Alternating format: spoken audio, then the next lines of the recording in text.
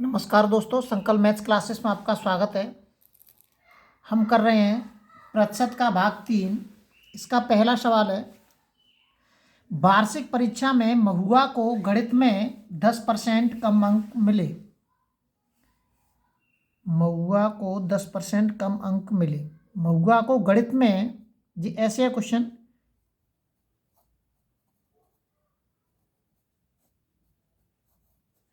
सुप्रिया से महुआ को गणित में सुप्रिया से 10% कम अंक मिले। महुआ को 81 अंक मिले तो सुप्रिया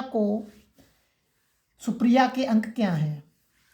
सुप्रिया से अंक में कम मिल रहे हैं। सुप्रिया से का मतलब ये वाला जो टॉपिक है यहाँ पे लिखा हुआ है, जो कि मैंने यहाँ पे जोड़ दिया है। देखिए, हम सवाल यहाँ से हल करेंगे, इसको केवल इससे हल कर देंगे हम इसको। 10% कम अंक मिले। 10% को हम क्या लिख सकते हैं? 10/100। ये क्या हो जाएगा? 1/10। अब मान लीजिए किसको कम अंक मिल रहे हैं? महुआ को। महुआ को गणित में 10% कम अंक मिले। इसका मतलब सुप्रिया को जो अंक मिले हैं वो कितने मिले हैं? 10 मिले हैं। और जो महुआ को मिले हैं वो 10 में से हम इस एक को माइनस कर देंगे तो 9 अंक मिले हैं।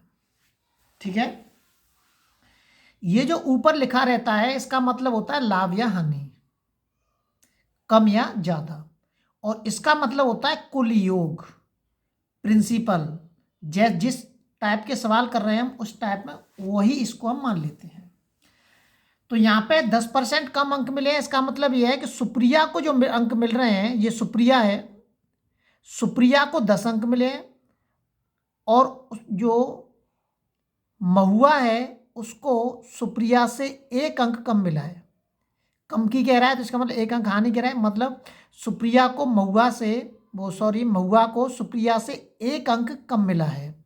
इसका मतलब उसको 9 अंक मिले हैं। अब यहाँ पे जो परसेंटेज के अनुसार ये जो 9 निकल के आ रहा है, प्रश्न में ये जो 9 है 81 अंक दे रखे हैं। कितने दे रखे हैं? 9। 81 अंक ही तो मिले हैं उसको अंक मिले हैं 81। और यहाँ जो 9 दे रखा है, इस 81 जो है 81 है, ये 9 के बराबर है। अब हमें अंक प्राप्त करने हैं 9 बराबर के 81, तो 1 बराबर के 9 नम्मा 81। अब देखिए, इस 9 का अगर आप नीचे गुणा कर देंगे तो आपको सुप्रिया के अंक प्राप्त हो जाएंगे। इस 9 का ऊपर गुणा कर देंगे तो आप ये वाले महुआ के अंक प्राप्त हो जाएंगे। बस हो गया। 9 अंक मतलब 9 माइनस करने पड़ेंगे फिर आपको उसमें से। अब जैसे सुप्रिया के अंक चाहिए हमें, तो मैंने इसमें गुणा किया 10 में 9 का, तो कितने आ गए? 90 अंक। तो सुप्रिया को कितने अंक मिले? 90। अगर मैं ऊपर गुणा करता हूं, मुझे महुआ के अंक प्राप्त करने हैं, तो मैं 1 में गुणा करूंगा। तो 1 में इसमें गुणा करूंगा मैं इसमें 1 में, तो कितने निकल के आएंगे? 9 निकल के आएंगे। 1 × के 9, ये कितना आएंगे? 9। तो 9 अंक कम मिले हैं किससे? इस सुप्रिया से। तो मैं इसमें से 90 में से माइनस तो करूंगा ना। 9 90 में से माइनस कर दीजिए, कितना हो जाएगा? 71 हो जाएगा। 81 हो जाएगा। 81 अंक मिले हैं महुआ को और सुप्रिया को मिले हैं 90 अंक। आपको कुछ नहीं करना है, केवल ये वाली एक चीज़ समझनी है कुछ नहीं सवाल में, कि जो नीचे जो दे रखा होता है वो हमारा प्रिंसिपल होता है या कुल योग होता है, और ऊपर होता है वो लाभ हानि होता है। अब वो क्या कह रहा है कि महुआ को गणित में 10% कम अंक मिले हैं। इसका मतलब सुप्रिया को 10 मिले थे और महुआ को 1 माइनस कर दीजिए इस 10 में से, 9 अंक मिले थे। और जो 9 अंक है वो किसके बराबर है? प्रश्न में जो 81 दे रखे हैं इसके बराबर है, इसके बराबर माने जाएंगे। हो गया सवाल। अब आपका अगला सवाल देखते हैं। अगला जो सवाल दे रखा है, चीनी के मूल्य में 20% की वृद्धि होती है। चीनी की खपत कितने प्रतिशत कम की जाए ताकि उस पर होने वाला खर्च पहले जितना ही रहे? आप कह रहे हैं कितने प्रतिशत कम किया जाए, तो कम किस में से करेंगे आप कम उसमें से करेंगे जो कीमत बढ़ चुकी है। मतलब पहले कीमत 100 रुपये थी और अब कीमत हो गई 120, तो आप कम किस में से करेंगे? 120 में से ही तो कम करेंगे।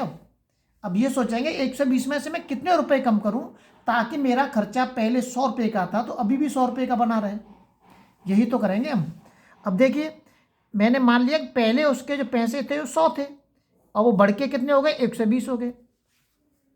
लेकिन इस 100 की जब ये तो मान रहे हैं, हो सकता है वो इस जगह पर कुछ और दे दे पहले मूल्य, तो हमें उसका 20% निकालना पड़ेगा।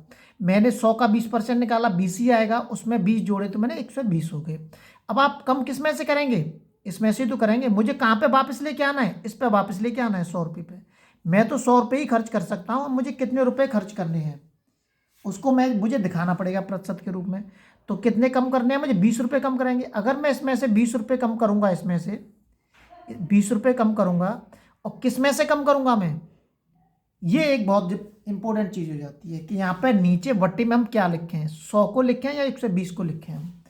तो हम कम किस से कर रहे हैं, किस में से कम कर रहे हैं, 120 में से कम कर रहे हैं हम, इंटू के 100। बस हो गया सवाल, इसकी कैलकुलेशन कर दीजिए, आपका उत्तर निकल आएगा इसका। 2 तिया 6, 2 थे 50 बार, उत्तर आ गया आपका 50/3 परसेंट के रूप, प्रतिशत के रूप में आपको इतना पैसा आपको खर्च कम करना पड़ेगा। ये आपको परसेंटेज भी लगा के दे सकता है और ऐसे भी दे सकता है, वो एग्जामिनर के ऊपर डिपेंड करता है। अगला सवाल देखते हैं। अगला जो सवाल दे रखा है वो दे रखा है, देखिए कितना सरल है ये। 2/3 भिन्न 1/3 की कितने प्रतिशत है। लेकिन हम केवल गलती कहाँ करते हैं ये हमें पता होना चाहिए कि हमारा बच्चा गलती कहाँ कर सकता है। गलती वहाँ कर सकता है कि हम नीचे के कौन सी संख्या को लिखें, इसको नीचे लिखें कि इसको नीचे लिखें, बस यही गलती हो जाती है। और जो गलती आप करेंगे और जो आंसर आएगा वो आपको ऑब्जेक्ट में जरूर मिलेगा और आप कहेंगे कि हम सही करके आ गए। ये ध्यान रखना है, ये यहां से ध्यान रखना है। कितने का मतलब हो गया प्रश्नवाचक चिन्ह, यही पूछ रहा है वो। प्रतिशत का मतलब क्या हो गया, परसेंटेज। अगर मैं इस प्रश्नवाचक चिन्ह की जगह पे एक्स मान लूं तो कोई दिक्कत नहीं है। काकी के का मतलब क्या होता है, गुणा का चिन्ह। देखिए सवाल ऑटोमेटिकली अपने आप हल होता जा रहा है। देखिए इसको कर दीजिए 2/3 बराबर के 1/3 का x% हमें निकालना है। बस इसकी कैलकुलेशन कर दीजिए, उत्तर आ जाएगा अपने आप। कैलकुलेशन तो हम कर ही सकते हैं। अगर कैलकुलेशन करना नहीं आता है तो भाई गणित मत करना। इस 3 से मैं इस 3 को काट सकता हूं, लेकिन काट जब भी सकता हूं जब ये बराबर में होंगे और सारी चीज़ गुणा में होंगी।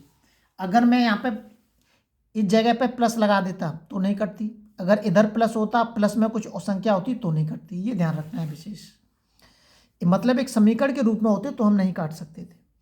अब कितना बच रहा है हमारा, 2 बच रहा है और ये बच रहा है x/100।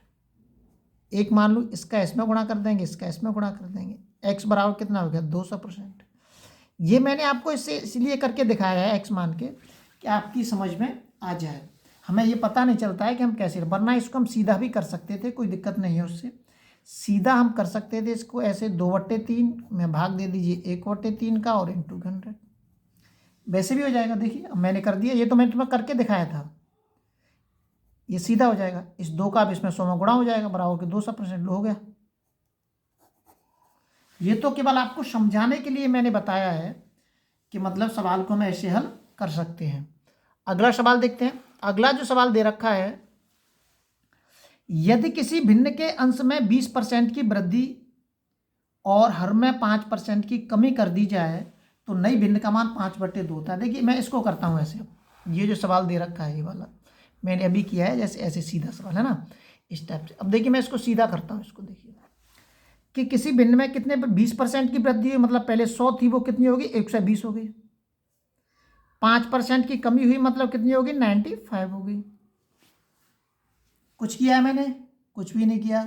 जैसे ही मैं इस प्रक्रिया को अपनाता हूं तो वो भिन्न बन के क्या आ जाती है हमारी 5/2 आ जाती है।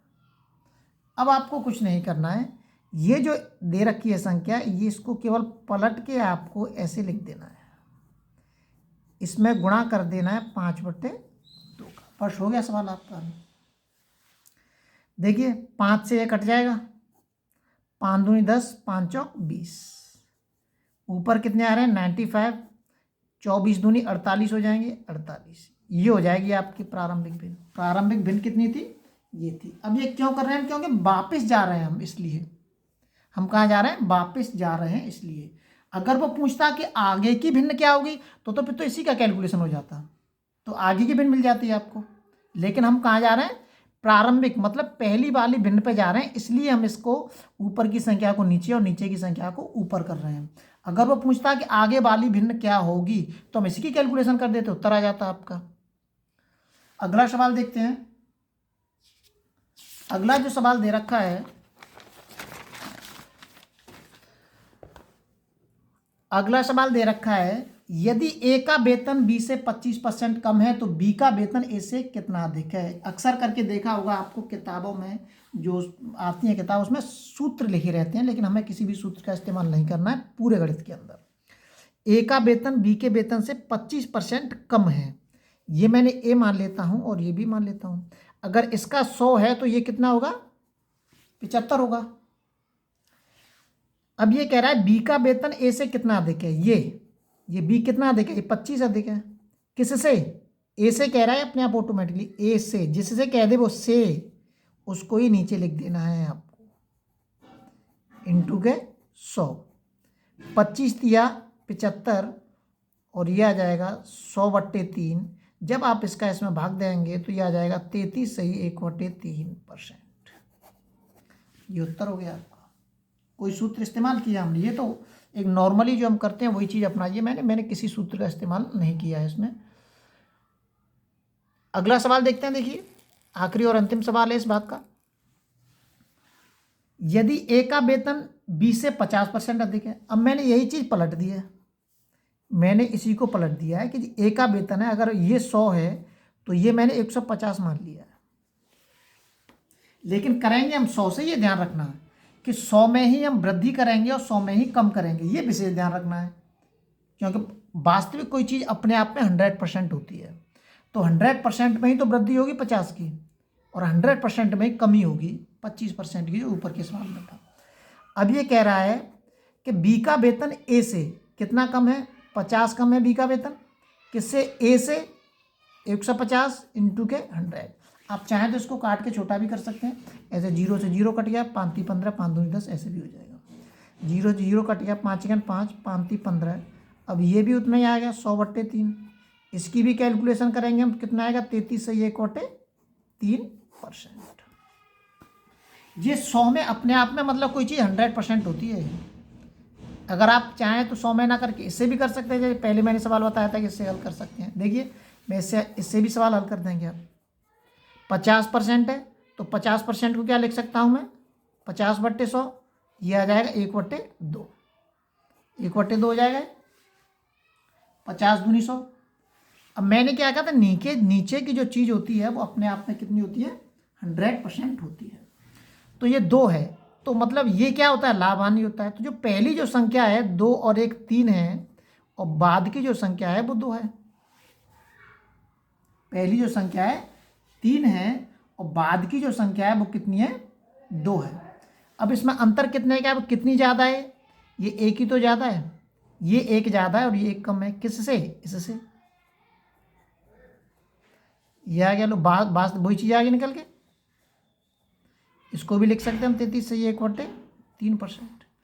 हम इस परसेंटेज तो प्रतिशत, लाभ हानि, साधारण ब्याज, सभी सवालों को केवल इससे हल कर सकते हैं आप, किसी भी सूत्र की आपको जरूरत नहीं पड़ेगी। ये जो प्रतिशत दे रखा होता है इसी से आप साधारण ब्याज हल कर सकते हैं, परसेंट और प्रतिशत हल कर सकते हैं, और चक्रवृद्धि ब्याज जो सबसे ज़्यादा कठिन लगती है वो सबसे ज़्यादा सरल है और इसी से हल कर सकते हैं आप।